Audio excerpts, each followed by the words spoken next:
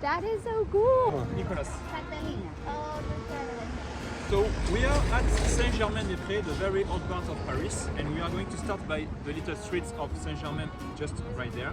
So we are beginning a tour with the church of Saint-Germain. The church you can see over there is the first church of Paris. The church made in 800. Paris was born with that area. That's why it's the oldest part, and that's why it was the place where all of the poets and the writers used to meet into Paris, especially from the 16th century. Saint-Sulpice is a church that has a particularity because the architect died before he could finish the church. Check our guide below to learn more about this experience. And we are going to see the Latin Quarter with the Pantheon.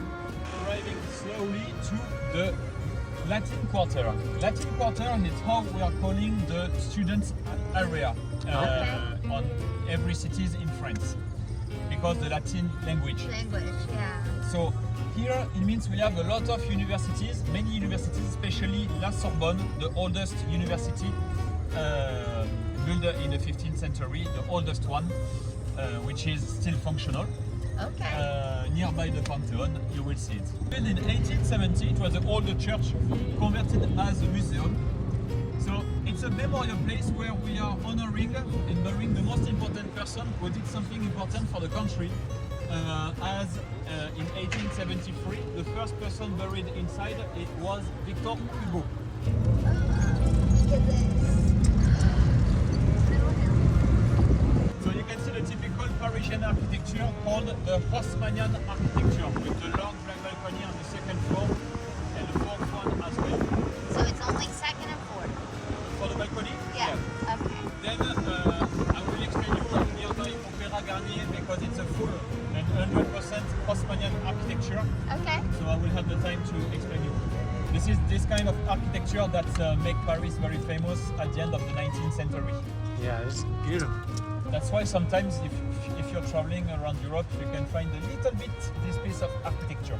Yeah. Because many kings and queens came after the French Revolution on the World Expo of 1874 and 1889 for discovering Paris, and they were very interested to see how Paris was after the French Revolution, after the renovation of the city by Napoleon. And we are arriving at Notre-Dame de Paris. Notre-Dame de Paris, technically made in 1163, now we would say made in 2024, after the fire we got. Yeah. We are expecting a reopening on August. So the main church where all of the main kings of the country, and especially Clovis, one of the first king of the country, got crowned by the Pope. And that's how it's the symbol in the church where France became a Catholic country. So this is the statue of Louis XIII, the father of Louis XIV, the Sun King. We had to put the statue of Louis XIII somewhere, so that's why we put the statue there. Because Louis XIV has his statue at the Castle of Versailles. You have some beautiful galleries around here. Galerie Vivienne, full of stores and restaurants. That's okay. Usually it's more beautiful on Christmas with the Christmas lights, but they have removed everything. So around here you have a lot of small shops with local stores. This is worth walking. It's a good area, yes, for walking around. You have the big library of Paris over there. And now we are going to the richest place of Paris. Napoleon III has a big ego. He wanted to put his mark on everything. So that's why he made his own statue on the top. And today it's called the richest place of Paris because all of the rich hotel, expensive brands around here.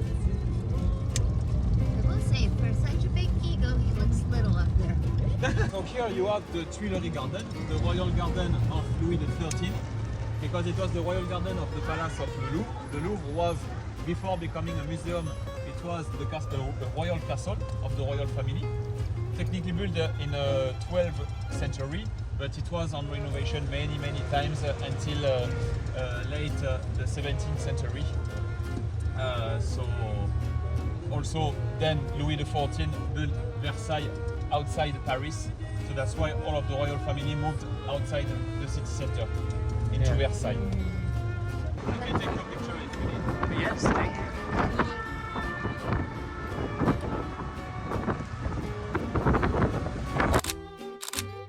Oh, look at her. The beautiful one. Look at her.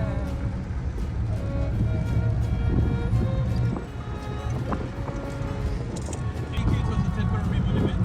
We had to destroy the Eiffel Tower after it was built. But we keep it because it was the tallest monument built by the men on that century, 320 meters. Technically, the original color of the Eiffel Tower was red as well, full red. Okay. And then it's brown because as it gets rusted very badly, we have to repaint on a color that we cannot see. And the So- rust. If you want all this information and more, check out our guide. It's available on Amazon.